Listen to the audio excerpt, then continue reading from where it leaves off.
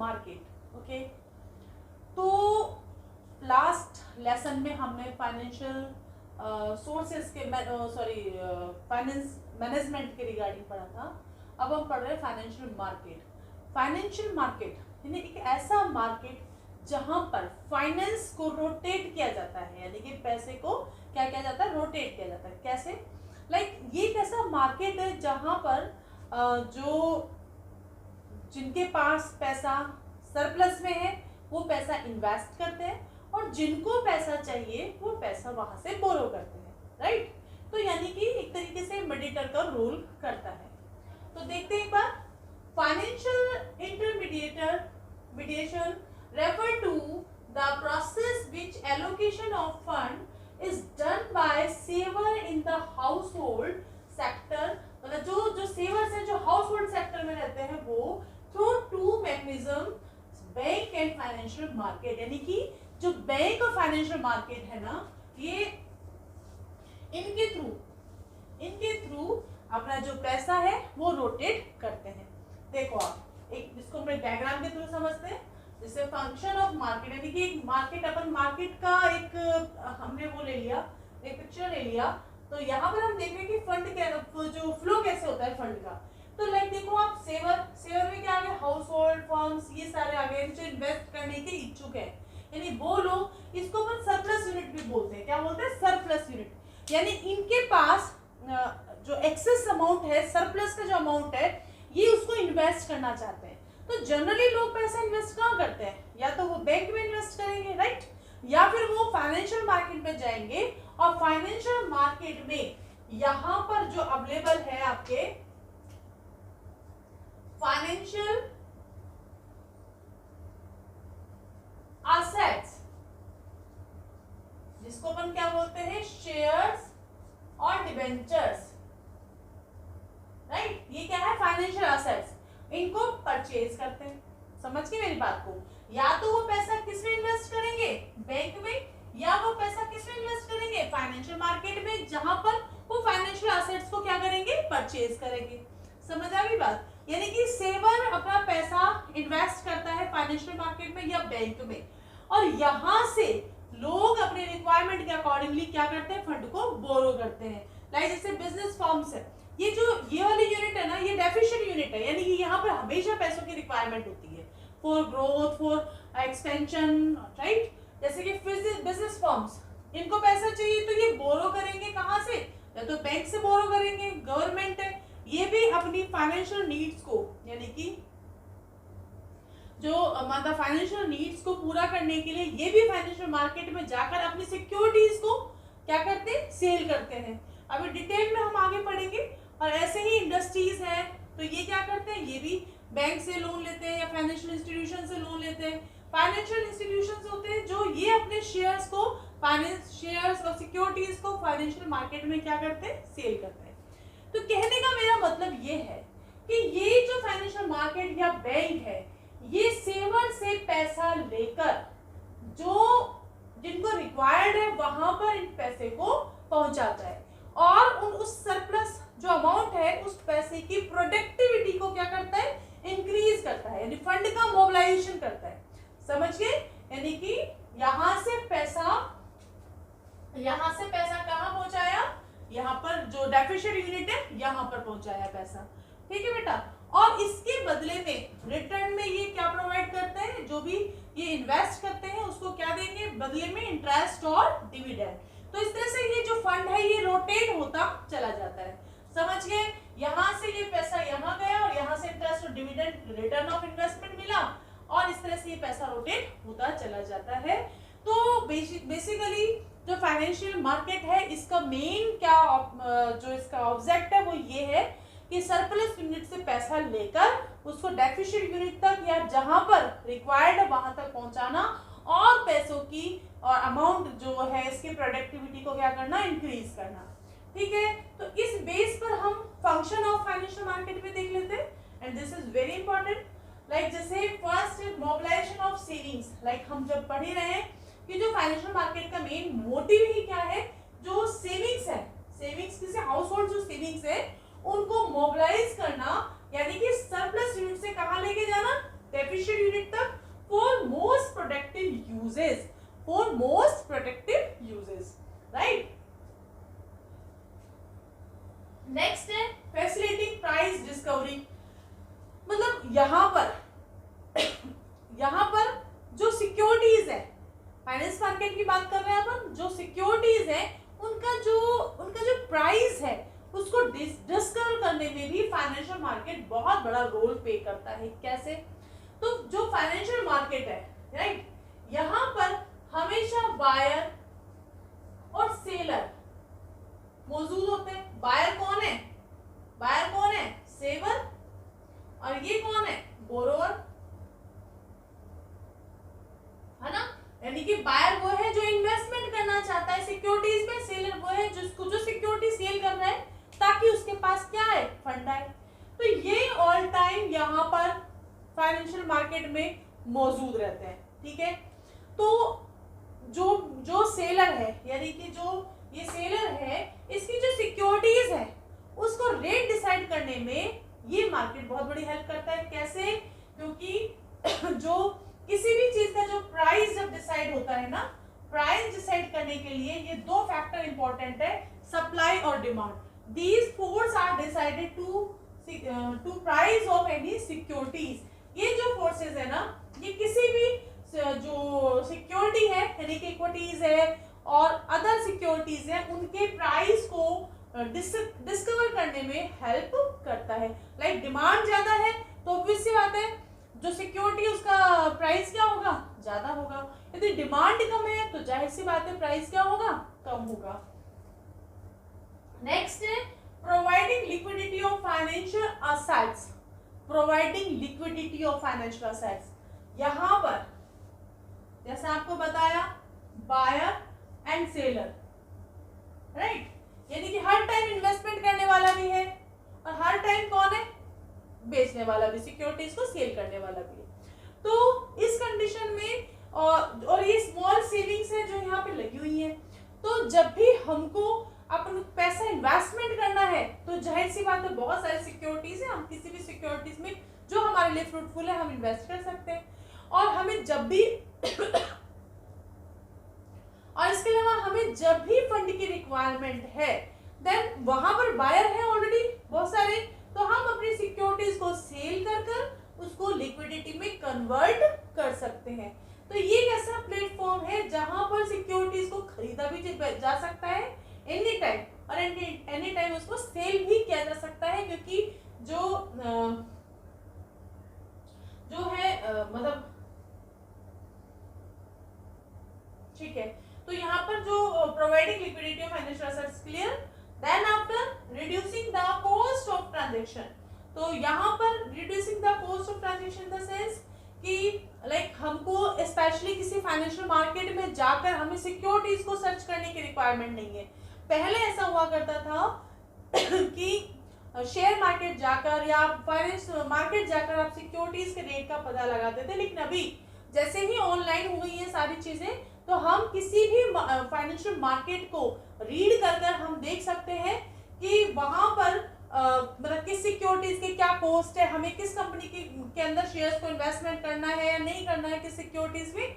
तो यहाँ हमारे जो आना जाना और एनालाइज करना, सर्चिंग करना और ऑल ऑफ दीज जो कॉस्ट है वो सारी क्या हो गई? खत्म हो गई। यानी हमें एक प्लेटफॉर्म पता है, वहां जाकर हम अपनी जो भी हमारी क्वेरीज है उनको हम सॉल्व कर सकते हैं, हम इन्वेस्टमेंट का डिसीजन ले सकते हैं। तो वो हमारे ट्रांजैक्शन की जो कॉस्ट है ना उसको रिड्यूस करने में हमारी हेल्प करता है। तो बेसिकली ये चार जो फंक्शंस है जो कौन कंप्लीट करता है? Financial market. फर्स्ट जो इंपॉर्टेंट है मोबिलाइजिंग ऑफ सेविंग्स, अपनी जो स्मॉल सेविंग्स है हाउस होल्ड की उसको वो कहाँ पर लेकर जाते हैं? डेफिशिएंट यूनिट में, यानी कि मोर प्रोडक्टिव यूजेस में। देन आफ्टर जो भी आपकी सिक्योरिटीज है उनके प्राइस को डिसाइड करने में हेल्प मिलती है। कौन से दो एलिमेंट की वजह से? सप्लाई और डिमांड फैक्टर की वजह से। और लिक्विडिटी, यानी कभी भी आप अपने असेट्स को सेल कर सकते हो, लिक्विडिटी में कन्वर्ट कर सकते हो, कभी भी आप इन्वेस्ट कर सकते हो ऑल टाइम, क्योंकि इसका मेन स्मार्ट फंक्शन ये है कि बायर और सेलर हमेशा इसके अंदर मौजूद रहते हैं और हमें एक ही प्लेटफॉर्म पे सारी इंफॉर्मेशन मिल जाती है। तो ये हमारी जो ट्रांजैक्शन है उसकी कॉस्ट को भी क्या कर देता है? रिड्यूस कर देता है। पॉज करें, इसको नोट करें। ओके, देन नेक्स्ट टॉपिक हमारा है क्लासिफिकेशन ऑफ फाइनेंशियल मार्केट। ठीक है, तो फाइनेंशियल मार्केट को बेसिकली हम टू पार्ट्स में डिवाइड करते हैं। First is capital market and second is money market, right. Capital market यानी कि ये वो मार्केट है जो लॉन्ग टर्म के लिए, लॉन्ग टर्म के लिए फंड को जनरेट कराने में हेल्प करता है। ठीक है, तो यहाँ पर जो बेसिकली कैपिटल मार्केट में इक्विटीज, डिबेंचर्स, प्रेफरेंस इनको इशू किया जाता है। ठीक है, तो इसको भी टू पार्ट में डिवाइड किया गया है। फर्स्ट है primary market and second is secondary market. तो क्या है, like equity share, preference share, debentures, इस मार्केट में मतलब इन दोनों मार्केट में ये क्या किया जाता है, इशू किए जाते हैं। तो बेसिकली जो फर्स्ट टाइम जब ये सिक्योरिटीज फर्स्ट टाइम इशू की जाती है तो वो की जाती है प्राइमरी मार्केट में, और जब इन सिक्योरिटी को ही मान लो आपस में जब शेयर होल्डर एक्सचेंज करते हैं तो वो कहाँ होता है, वो सेकेंडरी मार्केट में। ठीक है, इनकी डिटेल हम बाद में पढ़ेंगे। अब इसके बाद हम लेते हैं मनी मार्केट। मनी मार्केट यानी कि बेसिकली जो ये मार्केट है ना, ये वर्किंग कैपिटल को जनरेट करने में हेल्प करता है। ठीक है, तो इसमें जो इंस्ट्रूमेंट ये क्या है, शॉर्ट टर्म इंस्ट्रूमेंट है, ये शॉर्ट टर्म इंस्ट्रूमेंट है, राइट। इन इंस्ट्रूमेंट को या इस मार्केट में इशू किया जाता है। ठीक है, तो ये क्या है, शॉर्ट पीरियड के लिए, यानी कि ये शॉर्ट टर्म इन्वेस्टमेंट है। तो यहाँ पर यानी कि ये 1 ईयर के लिए अप टू, ये जो सिक्योरिटी इशू की जाती है ये केवल 1 साल के लिए, यानी विद इन 1 ईयर इनको मैच्योर करना होता है। ठीक है, जैसे फर्स्ट है ट्रेजरी बिल। ट्रेजरी बिल क्या है, यहाँ पर जो गवर्नमेंट के जो कंसर्न है, जैसे कि हमने पढ़ा था डिपार्टमेंटल अंडरटेकिंग के रिगार्डिंग पढ़ा था हमने 11th क्लास में, तो वहां से जो फंड जनरेट होता है डिपार्टमेंटल अंडरटेकिंग, जो गवर्नमेंट के कंसर्न है, वो पैसा सारा कहाँ जाता है, ट्रेजरी बिल में। तो कई बार जो ट्रेजरी बिल है उसका फंड शॉर्ट हो जाता है, तो ये अपनी सिक्योरिटीज, ठीक है, ये अपनी सिक्योरिटीज सेंट्रल गवर्नमेंट के ऑर्डर के अकॉर्डिंगली रिजर्व बैंक के थ्रू ये सारी सिक्योरिटीज क्या की जाती है, इशू की जाती है। ठीक है, ये 14 डेज है आपका, इसके अलावा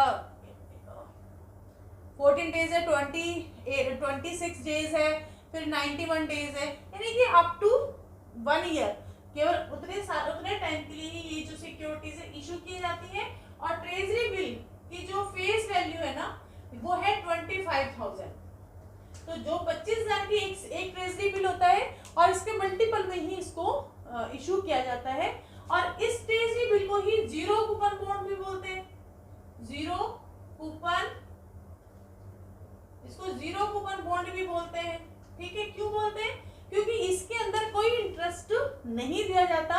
ये जब भी इशू किए जाते हैं ये अपने फेस वैल्यू से कम पर इशू किए जाते हैं। लाइक जैसे 25,000 का एक ट्रेजरी बिल है तो इसको मान लो 24,500 पर इशू किया जा सकता है। ठीक है, और जब भी ये मैच्योर होगा, यानी कि आफ्टर 14 डेज है और 91 डेज है, व्हाटएवर जो भी टाइम, मतलब जिस पीरियड के लिए भी इशू किया गया है, तो जब इसको वापस से इसको रिडीम किया जाएगा तो किस पे किया जाएगा, पूरे फेस वैल्यू पे किया जाएगा। और जो रेस्ट अमाउंट है वही इन्वेस्टर की क्या होती है, इनकम होती है। जैसे कि 25,000 का ट्रेजरी बिल है, मान लो ये 24,500 पे इशू किया और मैच्योरिटी के बाद इसको पेमेंट किया गया 25,000 का, तो 500 क्या हो गई, इन्वेस्टर की इनकम हो गई, राइट। तो ये ट्रेजरी बिल है, इसको जीरो कूपन बॉन्ड भी बोलते हैं क्योंकि इसमें कोई इंटरेस्ट पे नहीं किया जाता। देन आफ्टर है कमर्शियल पेपर। कमर्शियल पेपर ये 15 डेज के लिए इशू किया जाता है, 1 डे टू 15 डेज के लिए इशू किया जाता है और इसकी कॉस्ट 5 लाख रुपीज होती है। कमर्शियल पेपर की कॉस्ट कितनी होती है, 5 लाख रुपीज। और ये जनरली जैसे जो बिजनेस है उनकी शॉर्ट टर्म की जो रिक्वायरमेंट होती है, जैसे लाइक कंपनी है, कंपनी को अपने शेयर्स इशू करने हैं, तो जो भी मतलब कि जो इशूइंग कॉस्ट है उसको बेयर करने के लिए जो कमर्शियल पेपर कंपनी इशू कर सकती है। ताकि उसके अगेंस्ट जो भी पैसा है वो उसके इशूइंग एक्सपेंसेस पर वो खर्च कर सकती है, यानी कि जो भी मतलब प्रोस्पेक्टस के रिगार्डिंग है या जो भी इसके जो भी अंडर राइटिंग कमीशन है व्हाटएवर, जो भी इसका इशूइंग का जो भी एक्सपेंसेस है उसको वो मीट आउट करने के लिए कमर्शियल पेपर को इशू कर सकती है और उस फंड को जनरेट कर सकती है। कॉल मनी, कॉल मनी का मतलब ये है कि ये ऐसा इंस्ट्रूमेंट है जो एक बैंक दूसरे बैंक मतलब बैंक के बीच में ये इशू किया जाता है। और क्या होता है, जैसे कि जो हमारा सेंट्रल बैंक यानी आरबीआई है वो बैंक के लिए एक सीआरआर और इनकी फिक्स करती है, लाइक आपको अपने बैंक में इतना क्रेडिट रिजर्व रखना होगा, ठीक है। ये रेट क्या होती है, फ्लक्चुएट होती रहती है। तो मान लो जैसे बैंक के पास उतना फंड नहीं है, फंड शॉर्ट है, तो वो दूसरे बैंक से उस एक्सेस पैसे को डिमांड कर सकती है फॉर द शॉर्ट पीरियड। और वो ये फोन पर ही होती है सारी चीजें, और वो सारा फोन के ऊपर ही डिसाइडेड हो जाता है और ये फंड ट्रांसफर हो जाता है, और उस ताकि वो लिक्विडिटी को मेंटेन कर सके ऑर्डर अकॉर्डिंग टू आरबीआई, ठीक है। तो ये होते हैं कॉल मनी, यानी कि कहने के साथ ही पैसा क्या हो गया, ट्रांसफर हो गया। देन आफ्टर है certificate of deposits. Certificate of deposit यानी कि ये ऐसा नेगोशिएबल इंस्ट्रूमेंट है और ये बाय बैंक ही इशू किया जाता है, राइट। और जो ये जैसे क्या होता है कि मान लो जैसे बैंक है, बैंक में डिपॉजिट की रेट तो कम है, यानी डिपॉजिट अमाउंट तो कम आ रहा है, लेकिन क्रेडिट रेट बहुत ज्यादा है, यानी कि बोरो करने वाले लोग बहुत ज्यादा है। दोबारा समझो, इन्वेस्ट सेविंग करने वाले कम है, यानी बैंक में पैसा फंड कम है, लेकिन लोन लेने वाले बहुत ज्यादा है, बोरो करने वाले बहुत ज्यादा है। तो वो जो क्रेडिट प्रोवाइड करने के लिए जो फंड रिक्वायर्ड होता है उसको वो थ्रू सीडी यानी सर्टिफिकेट ऑफ डिपॉजिट के बिहाफ पर वो पैसा जनरेट करते हैं फॉर द शॉर्ट पीरियड, ठीक है। जैसे पैसा रोटेट होता है तो विद इन 1 ईयर ये क्या होता है कि अपनी मीट आउट कर लेते हैं इस कमिटमेंट को। तो समझ में आ गया कि आपके पास बैंक के पास सेविंग्स कम है, डिपॉजिट कम है, लोन ज्यादा देना है, तो उस क्रेडिट को प्रोवाइड करने के लिए ये जो सर्टिफिकेट ऑफ डिपॉजिट है बैंक वो इशू करती है। ये नेगोशिएबल इंस्ट्रूमेंट है, ठीक है, इसको किसी को भी ट्रांसफर किया जा सकता है। देन आफ्टर है कमर्शियल बिल। कमर्शियल बिल हमने लास्ट में पढ़ा था, बिल्स ऑफ एक्सचेंज, वही है ये कमर्शियल बिल, यानी कि एक बिजनेसमैन दूसरे बिजनेसमैन को हेल्प करता है थ्रू क्रेडिट बेस पर, जो मतलब वो एक पेपर बिल लिखकर एक दूसरे को हेल्प करते हैं, वो क्रेडिट गुड्स को मतलब के जो